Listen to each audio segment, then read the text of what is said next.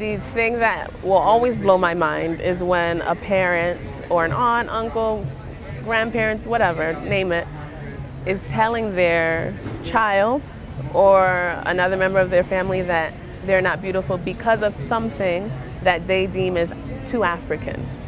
Whether it be their skin tone, their hair, their nose, their lips, their body, you know, certain things attributed to the stigma of being African or an Afro-descendant. Where do these perceptions stem from? With Hispanics, I've had people go, wait, what? You're Hispanic? Really? One of my interviewees nailed it on the head, and he said it's very easy to call someone ugly when you don't feel beautiful yourself. And so for me, the identity part of it is the identity work, and the healing work is extremely important, so you are not spreading or imposing that hate onto others.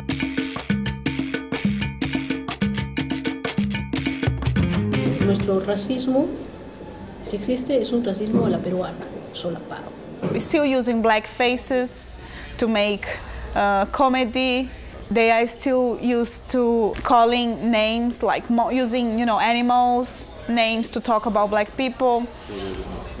And then nothing happens. So there's one case of this NGO Lundu that is led by Mónica Carrillo. And Mónica Carrillo had to move to New York because she created a huge action to a petition to eliminate that blackface character from television. And then she started to receive to get many kind of insults and violence against herself while walking on streets, which made her life impossible. And that's really sad. That shows a lot how Peruvian society deals with racism. In this picture you can see the Atajo de Negritos visiting the cemetery. Ha nacido el Niño Dios, un recorrido junto al Atajo de Negritos y Amador Bayumbrosio, is to show the spirituality of the Afro-Peruvian community. We lose all of the original tradition of Africa. Our Afro-Peruvian culture now, it is very mixed. We don't have any language or religion or tradition in a pure African way. But this tradition, the Atajo de Negritos, like in English it could be the group of the little blacks, it has the African, Andean and Spanish spirituality in one mix.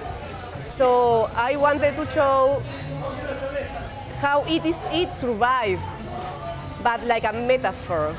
As a difference from the United States, where you have the one-drop rule, right? We have the reverse of the one-drop rule. So it needs one drop of white for you not to be black. So that creates an identity problem. Nobody wants to be black. They can be a little lighter and they don't want to be black. Why they don't want to be black? Because they receive all these negative stereotypes from media.